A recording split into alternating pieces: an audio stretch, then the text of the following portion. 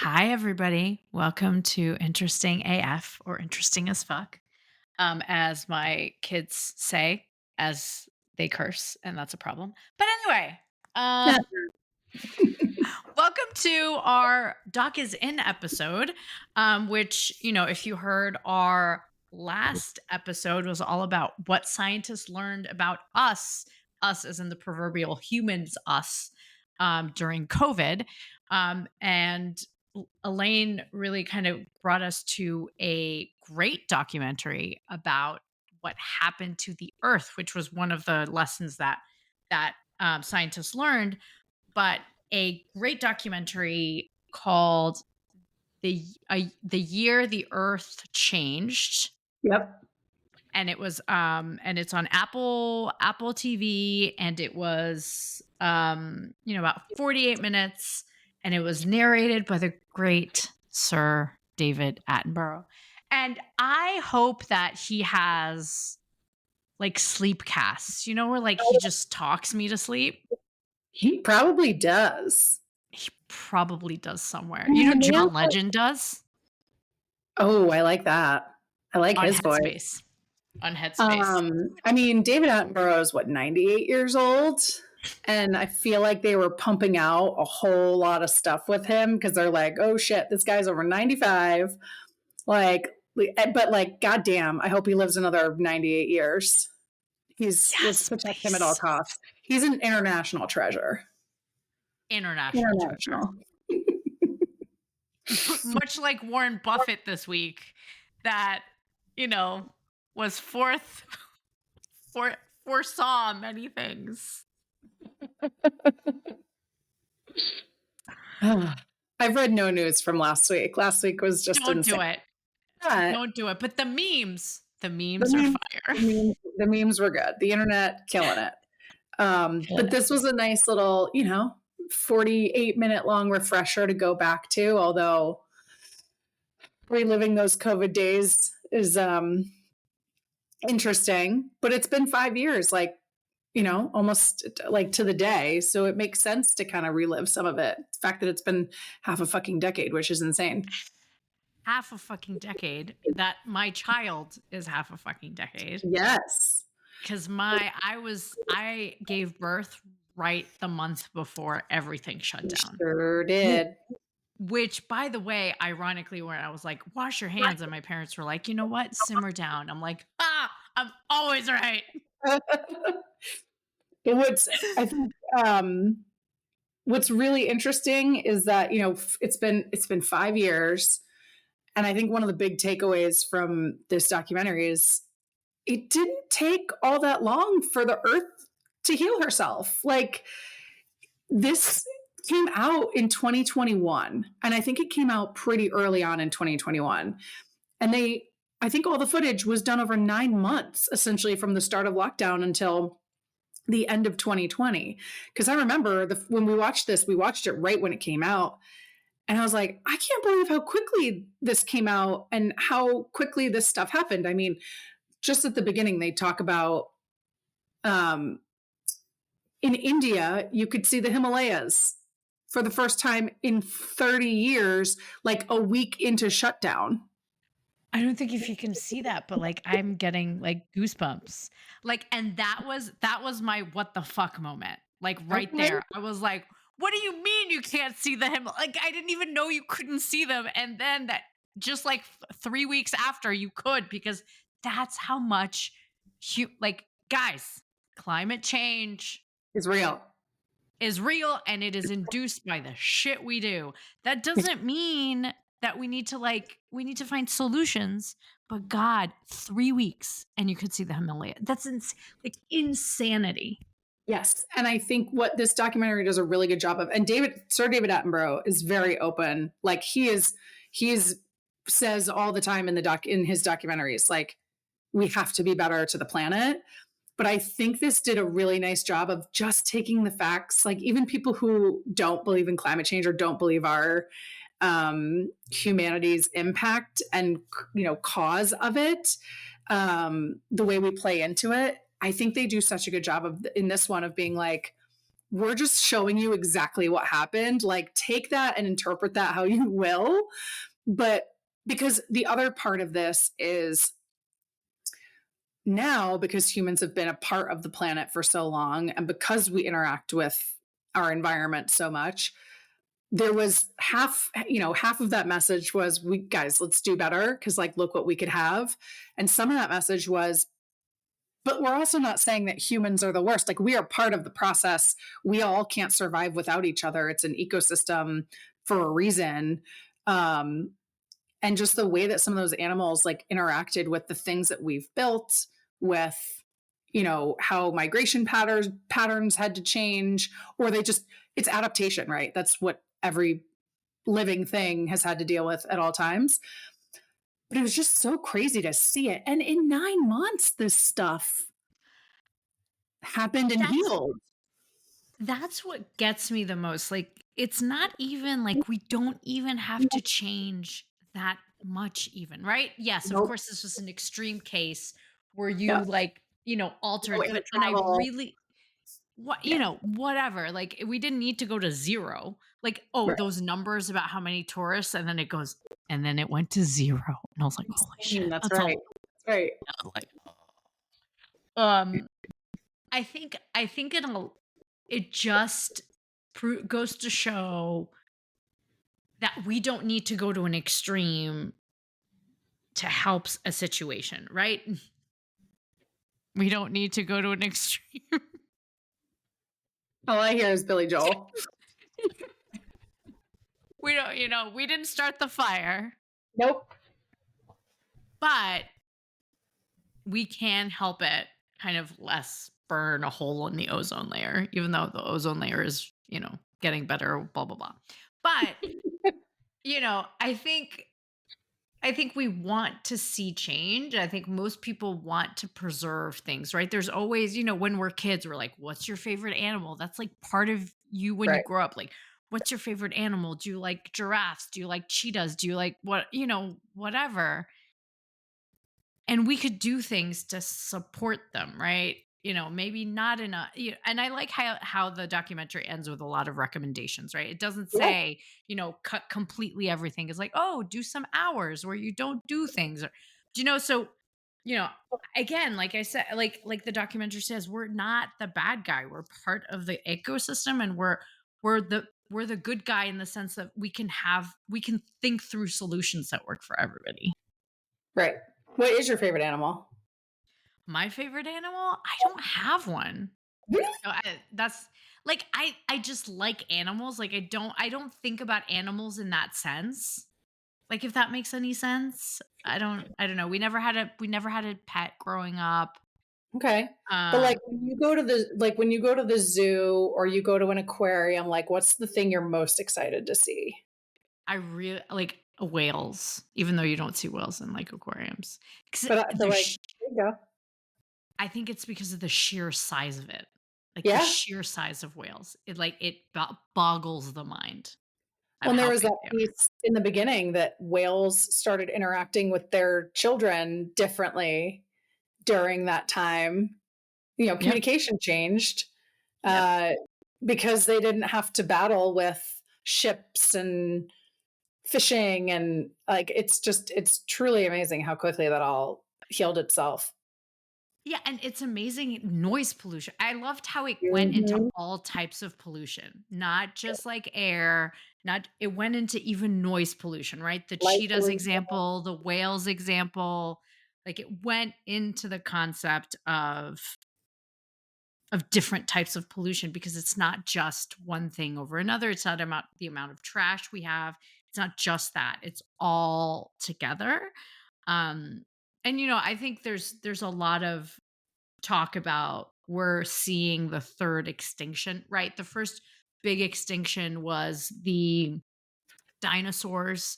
And the second big extinction was the large mammals in like the Australian continent, because there Mm, were like, humans started populating that area. And then the third big is what they're talking about, like animals in the sea, like whales and orcas and like mhm. the big animals, where would be like the third extinction, like another extinction movement that is you know, mostly caused by us in like a bigger Right. form. But yeah, like noise pollution is big for animals in the water because that's how they communicate. They You got me remember? big time. They got me big time. Again, this I've watched this twice. It happened both times. When they have that like humming noise from the boats and then they cut it all out. I was like, did my sound Yes. just go out? Like I didn't even notice that they had put the sound pollution in as one of the scientists was talking, and then it cuts out. And I was like, oh shit. Yeah. It got me again. Yeah. Yeah, and it's crazy. Like Yeah. it's all these things that you would, and that's why I love documentaries so much, right? It's things that you'd never think about that actually affect like something about in your world. And I just think this documentary did a really good job at like making it very accessible to people like through stories. It didn't, like you said, it didn't preach, cuz usually like nature documentaries are really preachy. But in this case, it was like, "Oh, we stopped doing things, and this is exactly what happened." Like, some animals were really like fed a lot by Right. humans, but they figured out another way. Like, so there's so All the many. monkeys in the deer. Yeah, the rice crackers So disappeared. This aggressive. was also so Oh yeah. pretty. Those deer. It's like very Bambi esque. I know when we went to Japan, Nara was on the list, but we just didn't get there this time. We So didn't get. it's on the list for next time for sure. I remember before this documentary was made, like we would spend a lot of time out on our front porch during the deep dark depths of COVID, and we talked about this last time. Where thank God it was like entering spring when we got hit, right? Mm, Like it wasn't the yep. dead of winter, it wasn't cold, it wasn't dark at 4:30. Like you could work outside or you could be done with work and then go sit outside on the front porch. And on my street, there's you could easily fit two houses in this part of land, a part like plot of land, but it's environmentally protected. Mm. And I couldn't believe, just again in the first couple weeks, we had a family of hawks move in, these beautiful red-tailed hawks. We named all of them. And then we had a family of foxes that, well, two foxes that then grew into a family of foxes. We named all of them as Oh. well. There was Michael J, there was Vivica A, we had the whole thing. Um and then and they were prevalent during, like, within the first couple weeks. They're popping out of nowhere. And then there's this tree, like just a small tree in front of my next door neighbor's house, where at any given point you would see birds of colors I've never seen before. And I've always, my whole Wow. life, lived either in the suburbs not far from a major city or in a major city. So things like bird watching, like my grandpa was super into it, but like I don't know shit about it. But I noticed, right? Like you see a cardinal, you see a blue jay, you're like, holy shit, that's cool. But like these yellows and oranges and mixes of red and orange, that I was like, what the hell kind of bird is that? And because I'd never seen it before, but I don't even, part of me was like, is it because we've never stopped to look Mm. around this long? Or is it because there's no human pollution? There's, again, the noise pollution, the light pollution, the foot traffic, the cars, like, and I feel like it was probably a little bit of both because they were Probably. coming out from that back wooded area and building little nests in our trees, because this is a tree that would be right along the sidewalk and next to his driveway. And so it's like maybe they're coming out, like maybe it's a little bit of both, right? But I can like vividly picture this yellow and black bird that I just was like, where the hell did this guy come from? We don't have birds like that here, but we do. Yeah, I mean, we lived in an apartment, so and we were kinda high up there, so we couldn't see anything.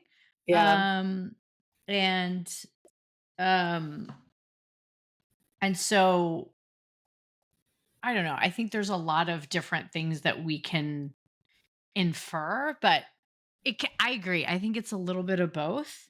Um, and we haven't seen anything beyond Like, this is the first real-time experiment we had to Yeah. do something like that, right? So, I think in a lot of ways, people will be like, "Oh, yeah, this happened, and here are birds." Like, but now, I don't know if it's, like, in my 40s where I'm, like, now So, looking at, like no, because 'cause I'm here thinking, are I'm like, birds. Here are birds. I think we have "Here are our, by birds," the way, and I'm if we make really merch, interested in birds now. if we make merch, like that should be our first shirt. First Yeah. shirt. Here are birds. "Here are birds." But it's true, like, I'm out there sitting in my backyard because now we finally have a house, and I'm like, "What kind of bird is that? Yeah. Is that a hawk?" Obviously, we don't have hawks in our backyard. We have an owl, by the way. See, oh, you have an owl? We have an owl that, like, perches on our backyard, and okay, and this is a weird story. So my daughter got ear tubes a couple years ago, and I was really nervous. She was really small, and she had to be put under anesthesia for a really short amount of time. When they're super small, you get worried. You're like, oh, logically it's going to be okay, but there are of course risks to everything. Of course, the benefits outweigh the risks, etc. And that day I found out that they were like, gonna have to. That's what their recommendation was. There was an owl that perched on our house, and our neighbor took a picture of it, and she sent it to the backyard to the neighborhood. And she's like, "Look, there's an owl." And I looked up what owls mean, and it was like protection. And like in my head, I was like, that was a sign. Like it was a sign she's gonna be okay. Like, it's like really weird that like the thing, like I'm like you're a very logical person, but like sometimes when like the universe sends you a sign like that, you're like, yeah, that sounds nice. But I think I feel like that maybe not exactly the message of this documentary, but like that's human and nature, humanity and nature interacting with each other in a way that's bigger than all of us, right? That's a Agreed. perfect example of that. And I think we are codependent on that ecosystem surviving at all times. And Yeah. obviously we could have a better impact than we do, but we all adapt. And I think we're all kind of back, right? Everyone's kind of back to pre-COVID stuff. Everybody's talking about flying and travel being back to pre-pandemic levels because listen, where we live, it's always about the bottom line for companies, right? So Yep. God forbid we travel less or drive our cars left or move to electric vehicles, even though I have done that. Um, I think there are little things that we can do here and there that doesn't mess with it so badly. Like you're saying, like we don't have to go to zero. That's unrealistic. Those were very extenuating circumstances. I don't know that we'll ever see something quite to those levels again, right? Like, should there be another pandemic at any point in the near future? I think people will take, I know you make that face, but like, girls kind of like, not if, but when. Um, sorry, not so, I'm sorry. I'm sorry. You don't even have a meme to help me laugh through it. No, I don't. Nope, I don't. Yeah. Um, yeah, but I think like right lessons learned so that people don't freak out about the fact that we would lock down entirely again. But maybe we'll take some of those lessons for next time, and maybe it'll have a more positive impact on the environment again Yeah, without and completely disrupting the system. but again, like they had at the end of this documentary, they had really actionable stuff that we could do Yeah, to improve. And I think and it wasn't even like, hey, stop all traffic. Like it was, let's have certain hours where we have time off and we have things that we could do um to help to help the turtles hatch better, to help the cheetahs talk to their cubs. Um, I don't know. There were actionable like policy recommendations, of course, because we love policies but and we think they work. Um, and so, I don't know. Like I think, well, there might be some people that kind of think like, "What the fuck do I care about the turtles or the cheetahs yeah, or insert whatever here?" But like, if and I know I know um, there are animals that have gone extinct and we all survive. But like when they do, it's disruptive.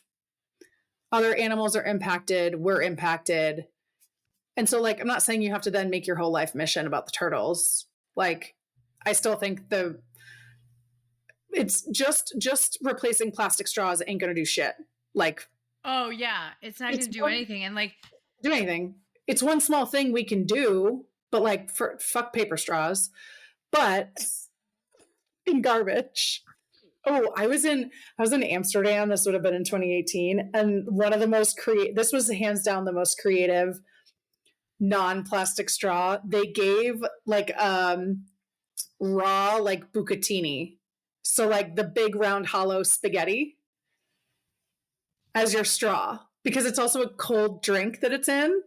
So you were like sipping your drink through raw hard spaghetti, but because your drink was cold, it didn't then like disintegrate or soften or anything. I was like, a fucking plus for the creativity here. And they're like, yeah, that paper straws are trash. I'm like, yes, agreed.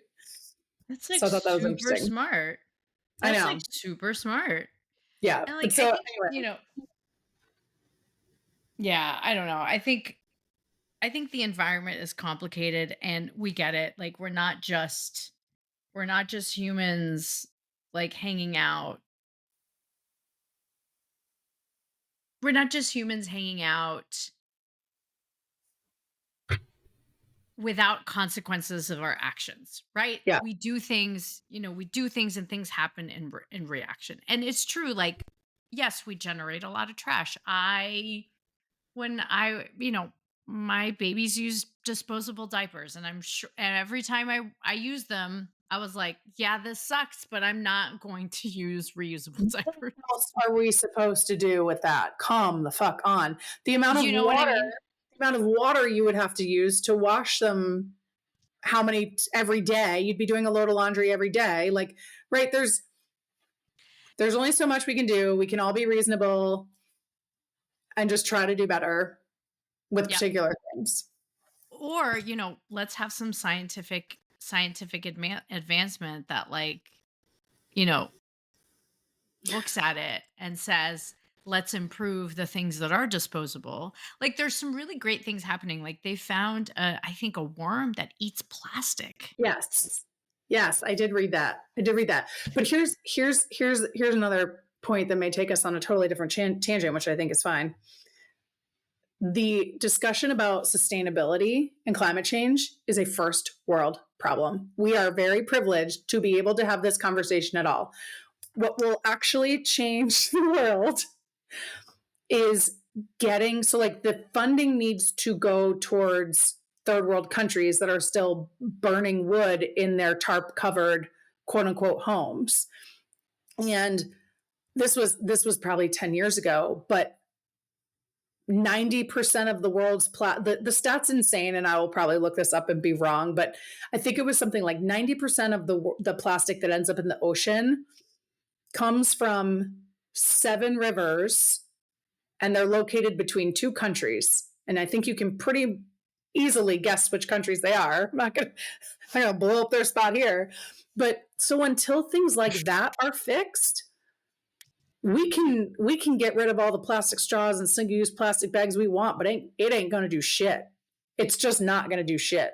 So, look up where and how we can change things other places. And again, I know a lot of people are like, fuck that shit. But like, if we all want to be good stewards of this world and survive in it together, like we're going to have to bring other people out of particular ways and places and statuses because we will not change anything without the entire world being able to come out of that together. It's just, we can talk about it Yeah. all we want. The US ain't fixing shit. North America itself ain't like all of North America could be like perfectly sustainable and it won't do shit. Nope. It's not going to, like every percentage helps, but like it's really a first world problem when it comes to talking about sustainability and climate change. And I think, I think it's great that we, as individuals do things, but in the end it's about corporations. It's about the big actors Yeah. actually instilling change that helps them, that And helps, investing in you it. know. And I will say this until my dying breath. The second we figure out how to use the infrastructure that we currently use for oil and all those types of gases to be repurposed, that type of infrastructure to be repurposed for electric or green or all types of Mhm. reusable, like renewable energies, that's when we'll shift away from oil. Companies have Yeah, sunk too much money so into the much money. infrastructure, and you're like, why is it you got to give somebody an argument as to why to do things, right? Of course. And I think that's the key.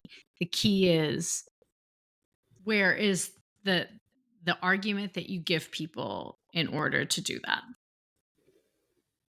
Yeah. And I don't know why this just popped up into my head, but I totally rewatched Chernobyl for like the sixth time because it's so fucking good. And I like can't that, watch, I don't know. like, but like, we'll also take some lessons learned from certain energy sources. As one should. Yeah. Yeah. It's a As great one show. should. That one's not a documentary, so we won't watch that one. It It's should not be Linda like, approved. I feel oh like my God. it sounds like. It's so good though. It's truly one of the greatest TV shows that's ever been produced, I think. It is All right. unreal. And Yeah. because I also like, part of the reason I really like it is because when you get towards the end, when you get to the trial, it dumbs down exactly what happened to cause it to the point where I understood it. Yeah. Yeah. Because I'm no nuclear physicist. I don't know fusion. I don't know any of that shit. But goddamn, it was so good. I'm not saying you have to watch it. I'll just keep rewatching it for you because Oh, yeah, yeah. All good. on the list of my It, favorite shows ever made, it's on there. yeah, me, I dabble in the 30 Rocks and the Brooklyn Nine-Nines. I know. Gotta keep it light. Gotta Speaking of keep it keeping light. it light, we've kept the last couple pretty light. Yeah. How dark do you want to get? I don't know. Or do I you want to feel keep it like light? the world's pretty dark, so I'm just gonna I lean into know. the darkness. I'm gonna lean into the You want to lean in? darkness. Yes, let's lean in. All right. I don't know that I'm going to pick necessarily right off the bat, but All right. there is one that I think would get. I mean, like if you want to get really fucking angry, All right. let's see, where Which can we find which this one? which I appreciate more than getting other feelings. Right? Like you'll get really, really, really, really mad. I'm debating if I Okay. throw, I'm debating if I throw it out here to see if you want to do it. It's called The Woman Who Wasn't There, Okay. and it's 9/11 related. So All right. you can veto Oh, I think I know about this. I think it. I've heard about this. It's jaw dropping. Like I kind of want to see how what the fuck it gets in terms of the rankings. We don't have to do this one, but I'm gonna throw this one out there as where I'm like, how dark do we want to get? How angry do we want to get? Because I do think it's like an absolutely fascinating uh look into psychology as well. But we can All veto right. it. I think it sounds like it's on Amazon Prime. I am down. I'm All down with right. it. All right. And if we get halfway and you want to pivot to something else, we can do that too. No, I think I'm down. I think I'm down Okay. with this. All right. Yeah. It's got one of the lower Rotten Tomato ratings. Like we've kept it pretty much in the Pretty 90s high. and Yeah, mid 80s and higher. This yeah. one doesn't have a very high Rotten Tomatoes rating, and I'll be curious to kind of look into it to say Um, is it because it makes people really angry? I haven't watched it in a long time. I felt Yeah. like the production value was interesting of it. Oh, And it's just a fascinating story. So, I mean, it's okay. probably been 12, 13 years since I've watched it, but that one's I pretty think dark. The other dark one I had I on here, you've already seen. We could save it for later, which which is is Three Identical Strangers. oh, yeah, let's no, that one, Those, yeah. yeah, let's leave that one.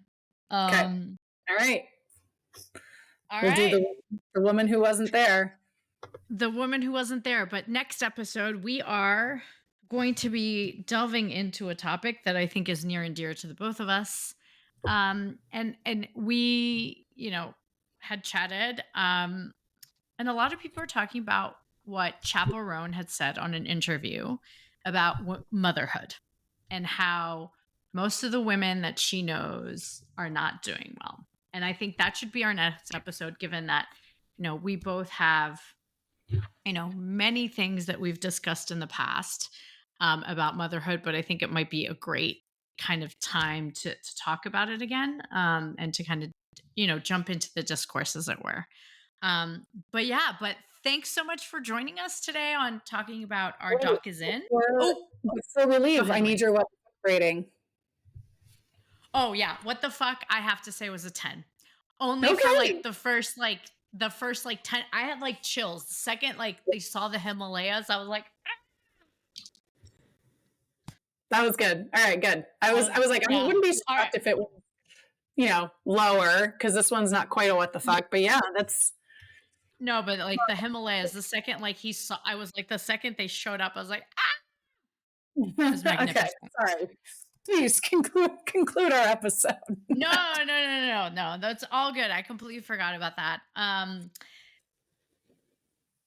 Yeah, so thanks everybody for joining us. I thought this was a great documentary, as always, learning more and more about things. And we don't forget, here are birds. Elaine, please take us out. Tweet, tweet, bitches.